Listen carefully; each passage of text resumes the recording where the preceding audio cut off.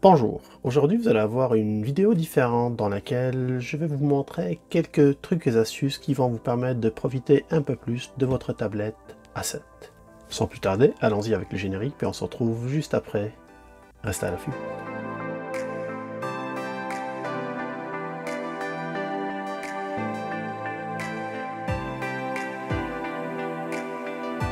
La première fonctionnalité qui est très intéressante, vu que vous avez un écran de grand détail de 10.4, vous pouvez fractionner votre écran en deux pour pouvoir mettre deux applications en parallèle.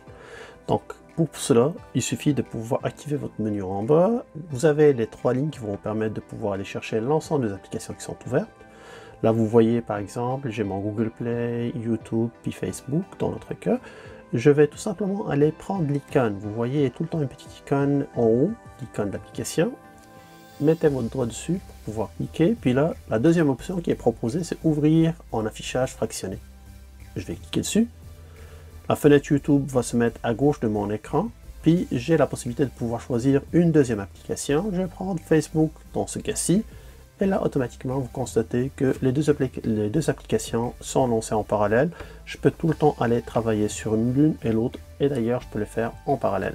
Ça peut être une vidéo que je suis en train de regarder tout en lisant un document, ou vice versa, dans le cas aussi de pouvoir regarder un document PDF et de pouvoir prendre des notes sur un document Word, et ainsi de suite. Donc là, c'est une option qui est très intéressante. Vous voyez ici au milieu, vous avez une petite ligne. La ligne est là. Si vous mettez votre doigt dessus, vous avez la possibilité de pouvoir faire apparaître deux flèches qui vont vous permettre de switcher entre les deux ou de pouvoir changer de position d'une manière qui est plus simple. La première fois pour afficher les deux flèches, puis la deuxième fois, ça va permettre de pouvoir le faire. D'ailleurs, si je maintiens mon doigt, je suis capable de pouvoir donner plus d'importance à une application par rapport à l'autre. Puis au pire des cas, je peux aussi faire basculer quasiment pour garder juste l'application qui m'intéresse de ce point de vue et d'un moyen qui est très simple et rapide. Tout en restant dans la même fonctionnalité, on peut aussi créer ce qu'on appelle des fenêtres flottantes. Pour ça, c'est simple. Cliquez encore sur les trois petites lignes, puis en cliquant sur l'icône, vous pouvez aller choisir ouvrir dans l'affichage contextuel. Cela va vous permettre tout simplement de pouvoir créer une fenêtre flottante qui va vous permettre de pouvoir travailler d'une manière qui est simple. D'ailleurs, cette fenêtre flottante, je peux la rendre plus transparente en cliquant sur le petit bouton que vous voyez ici, c'est un bouton de transparence, et là je peux ajuster ma transparence d'une manière qui est simple. J'ai déjà par exemple travaillé sur une vidéo, comme vous pouvez le voir, je regarde la vidéo tout en faisant une petite recherche directement sur mon logiciel. Et là vous pouvez voir que je suis capable de pouvoir saisir une recherche tout en gardant la vidéo juste à côté. Ça peut être une fonction intéressante si jamais vous voulez travailler d'une manière qui est simultanée sur deux choses, mais avec de la transparence. Je peux choisir une deuxième fenêtre sur laquelle je vais appliquer le même principe de la transparence. Et cette fenêtre-là, je peux aussi la redimensionner comme vous pouvez le constater et la déplacer aussi en cas de besoin pour la positionner sur mon écran là où je veux. Fonctionnalité intéressante, comme vous pouvez le constater ici sur l'écran de verrouillage, il y a un petit message que j'avais écrit. Si jamais je perds ma tablette, la personne qui va la retrouver va avoir tout simplement un petit message qui va lui dire de me contacter sur un numéro de téléphone. Je peux aussi le remplacer par une adresse courriel en cas de besoin. Comment on peut mettre ce petit message ici directement sur cette tablette? C'est simple, on va la déverrouiller, puis on s'en va directement pour aller chercher les paramétrages. Donc ici, vous allez cliquer sur l'écran de verrouillage, comme vous pouvez le voir. Puis à partir de là, vous allez avoir coordonnées. Cliquez sur coordonnées, puis vous pouvez écrire le message que vous souhaitez qui s'affiche directement sur votre écran de verrouillage. C'est aussi simple que ça. Pour déverrouiller votre tablette, vous avez plusieurs options. La première option, c'est la possibilité de pouvoir utiliser votre code ou votre schéma. Vous avez une deuxième option, c'est la possibilité aussi de pouvoir aller chercher avec l'activation de reconnaissance faciale. Comment on peut paramétrer notre tablette pour avoir de la reconnaissance faciale? Si vous avez manqué de le faire au début de votre configuration, dans les paramétrages, vous avez la possibilité d'aller chercher données biométriques et sécurité. À partir de là, vous allez voir qu'il y a reconnaissance faciale. Dans mon cas, elle est déjà enregistrée. Vous mettez votre schéma. Puis là, vous avez la possibilité de pouvoir soit supprimer si vous avez déjà une reconnaissance faciale qui est là, ou vous pouvez aussi ajouter une nouvelle reconnaissance faciale.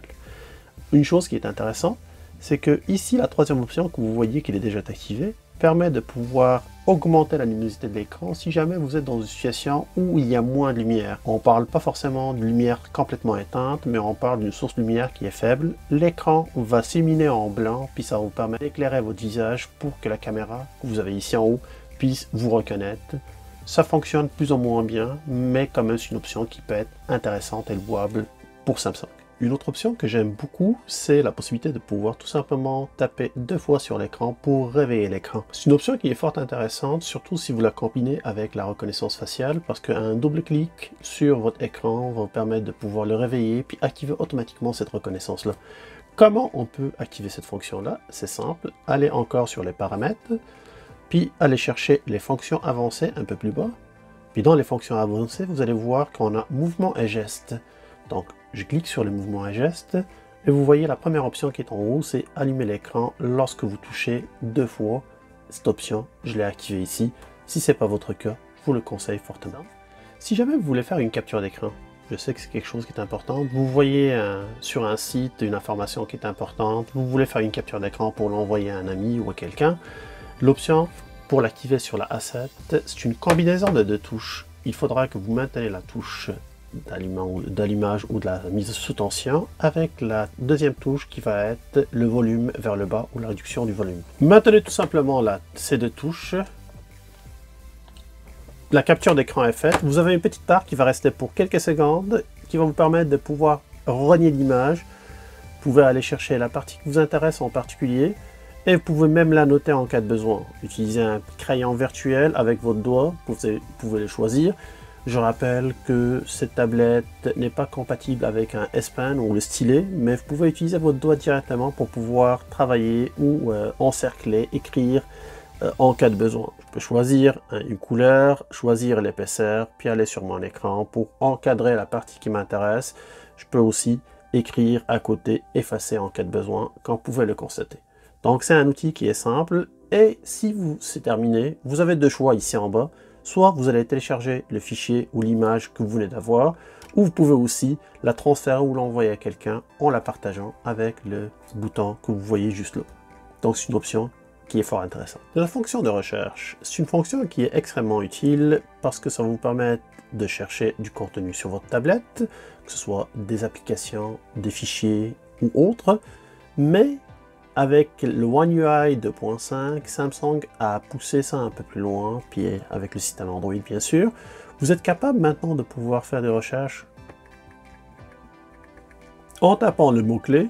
Vous serez capable de pouvoir chercher directement sur Netflix, sur Spotify, sur le Galaxy Store, sur le Play Store, et même aller chercher sur Internet en cas de besoin. C'est une option qui est fort intéressante. Je trouve que ça permet de pouvoir gagner beaucoup de temps, puis aller directement. Je vais aller regarder le Harry Potter, la 5e, puis là automatiquement ça m'a envoyé vers Netflix sans forcément que je l'ouvre pour pouvoir faire la recherche à ce niveau-là. Regardons maintenant quelques options qui sont reliées par rapport à cette version One UI 2.5. Ce sont des options qui vont être plus reliées à l'affichage.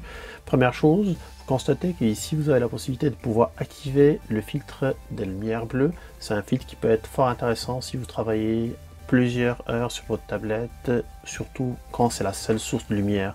Je vous conseille d'ailleurs d'activer. Vous constatez qu'il y a un filtre qui va se mettre, qui va réduire la couleur bleue ou la lumière bleue qui va être émanée de cet écran-là.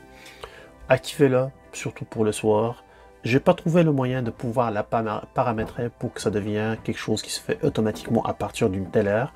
Mais ça peut être une option qui peut être intéressante à activer de manière qui est manuelle. Deuxième élément, je sais que tout le monde sait comment on peut réduire ou augmenter la lumière sur son écran et que vous savez aussi que c'est un élément qui va être important pour pouvoir réduire ou augmenter l'autonomie de votre batterie. Plus vous mettez de lumière sur votre écran, plus la durée va être réduite, c'est évident. D'ailleurs, on a tout le temps la possibilité de pouvoir activer la luminosité adaptative. Ça veut dire c'est le système qui va s'occuper de pouvoir l'ajuster selon la lumière que vous avez ou la lumière ambiante. Autre chose, vous pouvez tout le temps, si jamais vous arrivez à un seuil critique pour votre batterie, aller chercher l'économiseur d'énergie.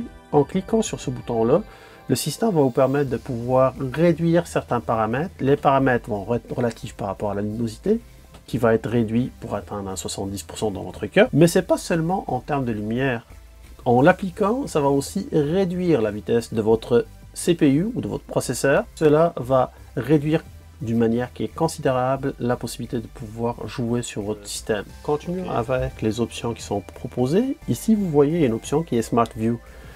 C'est une option qui fonctionne très bien avec des télés Samsung. Si vous en avez des télés Samsung, vous êtes capable de pouvoir dupliquer exactement ce que vous êtes en train de voir sur votre tablette pour qu'il se transfère sur votre télé. Si vous avez une télé d'une autre marque, pas de problème, vous pouvez utiliser un Chromecast pour pouvoir caster votre système automatiquement, puis il va être reconnu par le Smart View.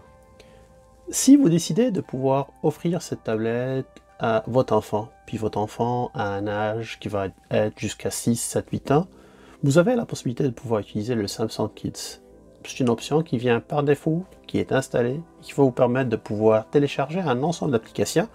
Il suffit de pouvoir cliquer dessus, puis il va être téléchargé, puis il sera actif aussi. Ce sont des applications qui vont être intéressantes pour des jeunes enfants. On parle de 6 ans et moins. Plus que ça, je pense pas que ça va leur intéresser de pouvoir venir et jouer sur des applications de ce type-là.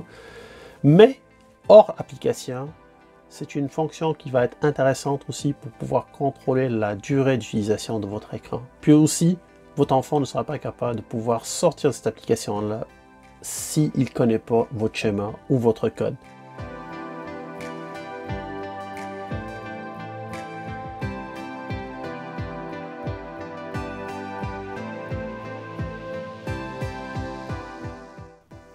D'autres applications de coloriage et de dessin sont disponibles.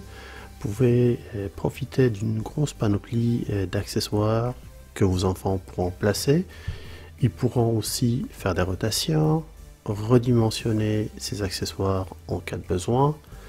À droite, vous avez les pinceaux, les crayons. Vous pouvez écrire, peinturer, surligner, effacer si c'est nécessaire, ou tout simplement faire du coloriage en choisissant les couleurs directement sur la palette que vous avez en haut. Des bons moments en perspective pour les jeunes. La version Android 10 inclut le mode concentration. Ce mode-là, c'est une extension de toutes les fonctionnalités d'optimisation de l'utilisation introduites récemment. La tablette A7 ne déroge pas à cette règle puisque vous serez capable d'activer cette fonction directement dans les options et choisir le mode qui vous convient le plus, que ce soit pour le travail ou que ce soit pour le loisir. L'activation de ce mode rendra certaines applications inaccessibles afin de réduire toute source de distraction possible. Les notifications aussi passeront en mode silencieux pour vous laisser vaquer à vos préoccupations. Vous pouvez aussi utiliser votre tablette A7 comme un téléphone. Certes, ce n'est nullement pratique vu sa taille, sauf que ça peut dépanner en cas de besoin.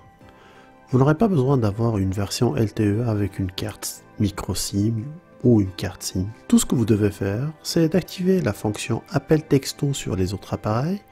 Cette fonction se trouve dans les options. Votre tablette sera connectée à votre téléphone intelligent Android en scannant tout simplement le code QR qui apparaîtra.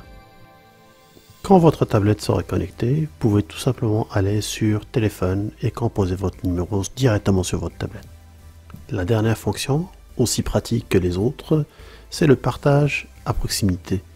Avec cette fonction-là, vous serez capable de pouvoir partager un contenu avec n'importe quelle tablette ou téléphone intelligent qui va être à proximité de votre tablette.